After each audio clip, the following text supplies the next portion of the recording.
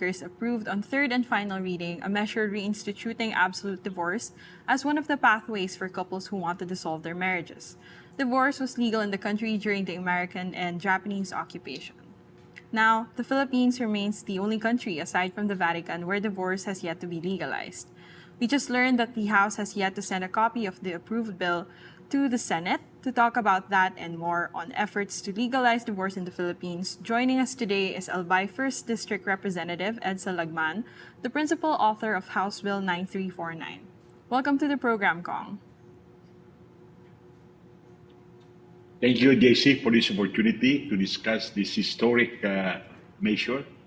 We are about to join the community of nations in granting or legalizing divorce. Yes, Kong. Yesterday, your team sent us a copy of the letter you sent to the Office of the Secretary General. Parang we're hitting a hiccup.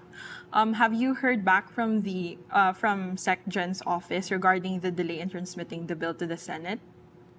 Today, I received a copy of a letter from Attorney Analu Natura, officer in charge of the office of the SecGen, that the SecGen has undertook to personally sign the transmitter letter when he comes back from abroad. Unfortunately, I was not informed when he is coming back. So I'm asking Attorney Natura when the SecGen is coming back and whether in the absence of the SecGen, he can deputize another officer, the office of the SecGen, to transmit immediately the engrossed copy of the absolute divorce bill as mandated by the House of Representatives. You would recall in my letter to the Secretary General, I quoted the transcription of what transpired after the voting, and it was approved by the Deputy Majority Leader that the Secretary General be directed to immediately transmit the approved bill to the Senate. And this motion was unanimously approved by the House. This is the mandate of the House, which the Secretary General cannot countermand. Kong, in addressing the concern regarding... So I'm waiting for word when he's coming back. Okay. Kong, in addressing the concern in the correction of the number of votes, does the House still need to prepare a report on that? Because you mentioned in your letter that the House can make the necessary corrections once it meets again on July. Yes, because that correction will have to be acted upon by the plenary. But we do not have to wait for that correction because it's immaterial. Whether it's 126 against 109 or a margin of 17 votes as originally announced by the staff of the Secretary General, or the subsequent 131 against 109, or a difference of 22 votes in favor of the bill, is not really material because it will not change the ultimate result that the bill has been approved on third and final reading. This is irrevocable, and the mandate for the Secretary General is transmitted immediately to the Senate so that the Senate can now start considering the measure, even during the break. Yeah. Kong, do you think this is somehow, quote-unquote, delaying forces at work? I do not want to make any suspicion on that. I would think that the Secretary General is candid in his decision to defer, to wait for plenary action. But such candidness is not correct. It is not consistent with the directive of the House to immediately transcribe the engrossed copy of the approved absolute divorce bill. And I now have the undertaking of the Secretary that as soon as he comes back, he would be signing the transmittal letter personally. But I don't think we even have to wait until the Secretary General comes back. He can deputize a responsible officer in his office to make transmittal letter so that there will be no further delay. Looking at the contents and objectives of the divorce bill, among the criticisms of those against it is that it apparently does not fulfill the state's responsibility to protect the family as the basic social institution. But from the get-go, we can see from the bill that it recognizes that responsibility, but at the same time, it wants to grant the divorced spouses the right to marry again. Can you explain or expound how the divorce bill is doing exactly that, protecting the family while giving the spouses a respite from a marriage that is no longer working? First of all, we will have to underscore that the divorce bill is constitutional. The Constitution, despite its precepts and principles on marriage, does not prohibit the Congress to enact an absolute divorce law. No less than the members of the Constitutional Commission of 1986 to 87 were virtually unanimous in saying that Congress has that power.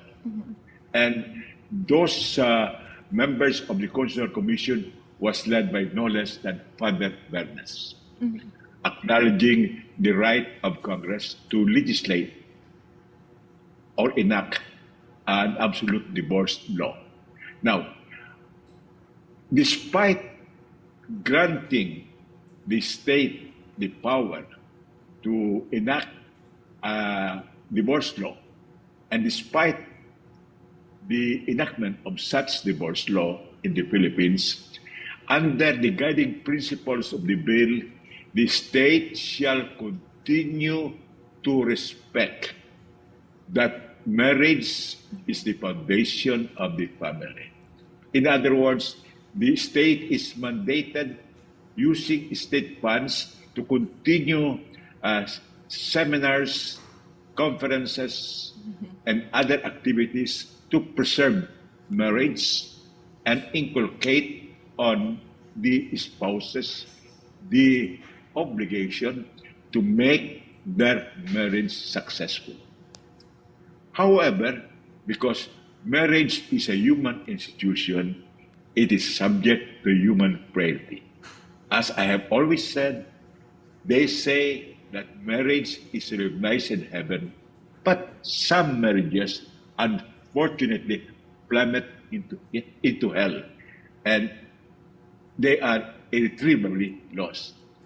This divorce law will give the opportunity to abuse spouses, particularly tormented women, the opportunity to regain freedom, self-respect, and happiness.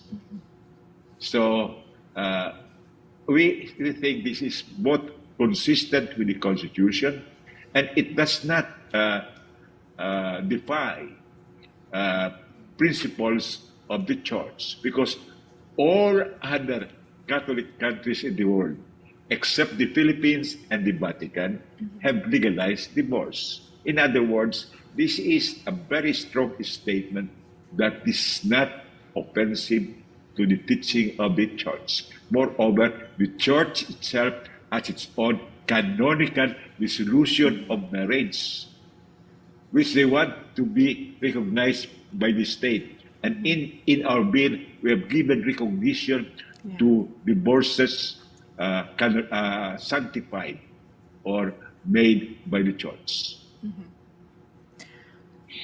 Kong, there seems to be a notion, even among your colleagues at the lower chamber, that once the divorce bill is passed, left and right, people will start getting a divorce, or quote unquote, people will abuse the divorce bill or divorce law that will be passed. But when you read the bill, there are a lot of requirements and grounds for the petition for divorce to be accepted and finalized.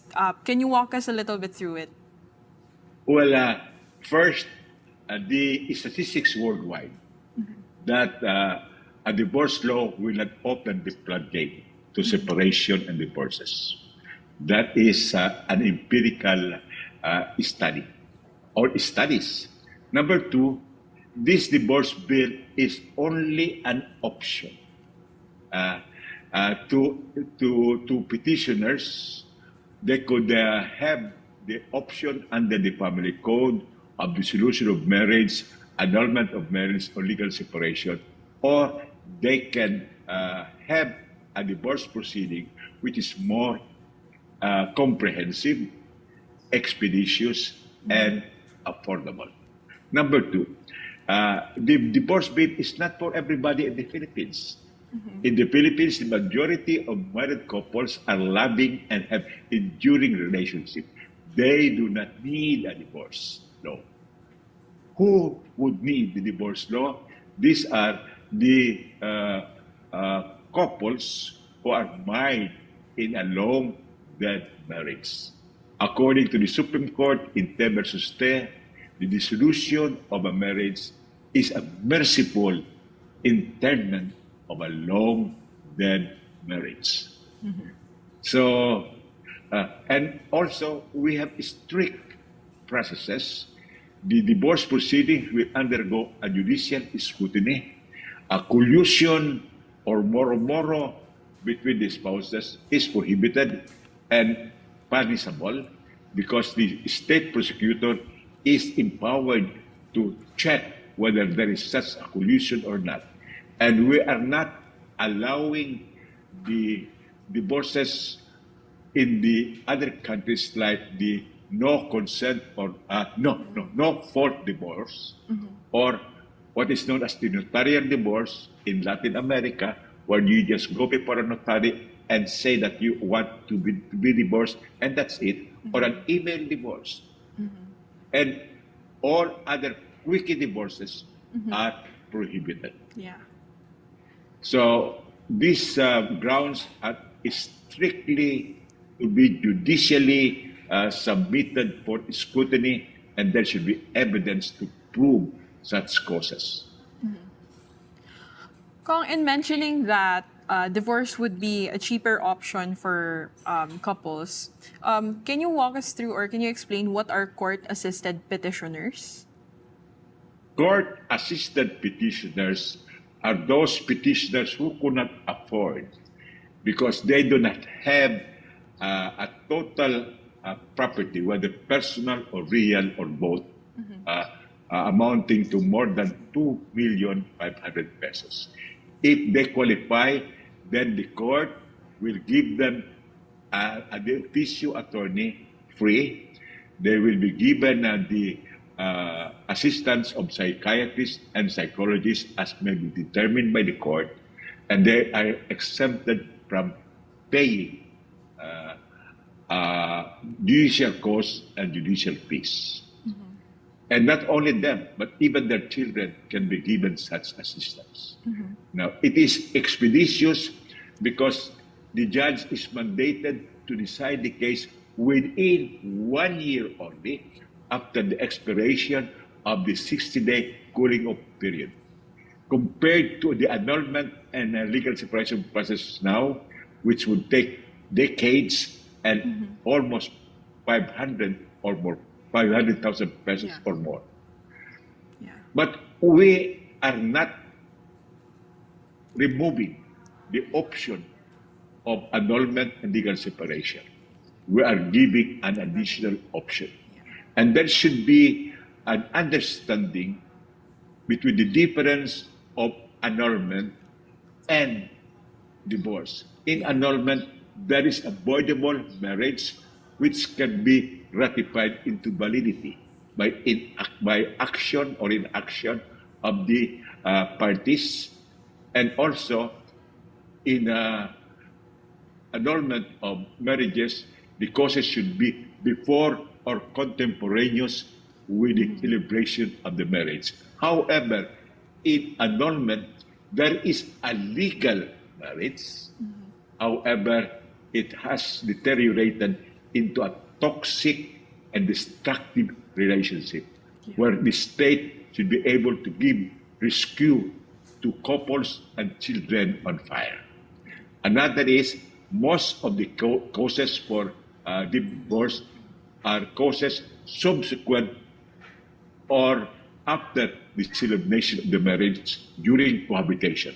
Because empirically, these are the causes which are the cause for divorce, like marital abuse, marital infidelity, marital abandonment, and other causes during the marriage, not before or during the celebration of the marriage, unlike in annulment. Moreover, there is a very distinct difference between legal separation and annulment. In legal separation, the spouses are separated from bed and board. They can live separately, have their own properties, but the marriage tie is not severed. In annulment, one of the basic element is the severance of the marriage tie, and the couple can remarry. In legal separation, they cannot remarry. So that we in the Philippines would experience the numerous cases of adulterous relationship, of concubinage, of spurious or illegitimate children, because the separated couples cannot remarry. Yeah. This will be resolved by the divorce law. Yeah. Kong, the bill also explicitly states that overseas Filipino workers will be given priority in the divorce proceedings. Can you share with us any information or insight that you were able to get during your consultations? Among those who have lobbied for the enactment of the divorce law are the overseas workers. In fact, the committee during the 17th or 18th Congresses conducted several overseas conferences with these involved or concerned OFWs, and that is their concern. They want to already get separated by divorce from their existing spouses. However, it would be very difficult for them to get so. So, in the divorce bill, we have provided a special provision that overseas Filipinos can come back for a number of days, and the proceedings will be for 2 consecutive days, and they can avail of non-technical processes so that they can secure a divorce decree as soon as possible, without unduly prejudicing their work abroad. So, Kong, at the press conference last week, you mentioned that the change in Senate leadership, including the reappointment of a Senate Majority Leader, is favorable for the divorce bill. But recently, in the statements that our senators have made, parang they're still split on their position on the divorce bill. Are you hopeful that the counterpart measure will also be approved? Well, we are always hopeful that in the 19th Congress, the Philippines will now be able to enact a divorce, an absolute divorce law. You would notice that even in the reports initially from the Senate, those in favor are bigger in numbers than those who are against. And we hope that eventually the numbers of those in favor will be able to get the majority in the Senate. Any change will always be for the better. Yeah. So, Kong, This is the second time that the divorce bill has been approved by the House, but it seems parang mas divided ang vote this time. And with the split at the Senate, what's the situation that we're looking at? What's the best case scenario? What's the worst case scenario? Well, the best case scenario happened in the House because I think in the 19th Congress, the divorce bill was the only measure where yung vote was not herded into for or against. There was a conscience vote. And that is very important to us because in that conscience vote, we prevailed. Now, I hope that there will also be a conscience vote in the Senate. And initially, the Senate President also said that there will be a conscience vote in the Senate. Once a conscience vote is allowed, I think this progressive measure will be approved into law. Divorce used to be allowed here, but it seems like we're now having a hard time legalizing it again. Why do you think it's time for the Philippines to legalize divorce? Well, let me just first give a small background. It was not only during the American regime and the Japanese occupation that we have absolute divorce. Even prehistoric Filipinos, and this is well recorded, practiced divorce. And both the husband and the wife were entitled to sue for divorce. Now, I think it is high time.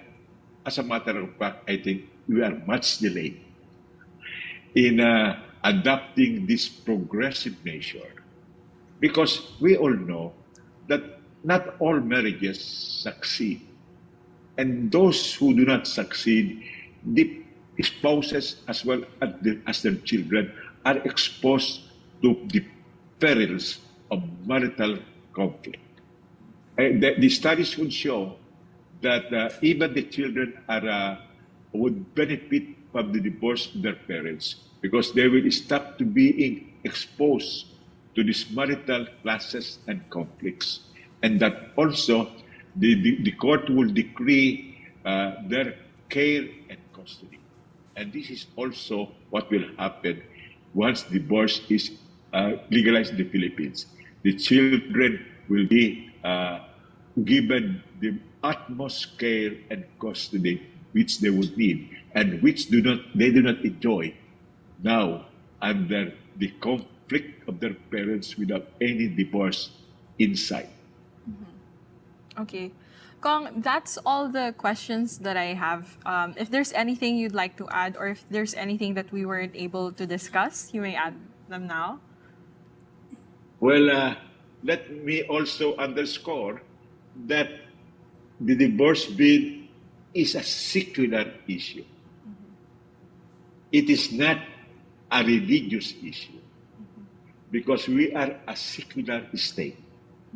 And we have undergone the same process where the church has demonized the advocates for reproductive health before. That was about 11 and a half years ago.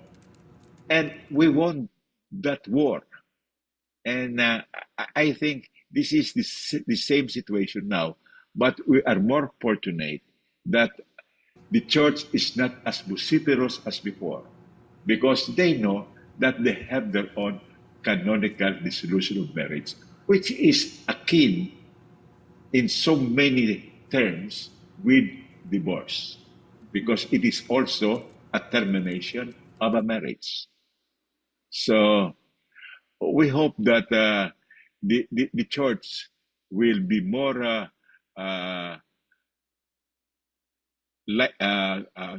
spirited and consensus of the merits of the divorce law, even in a country where Catholics are the majority.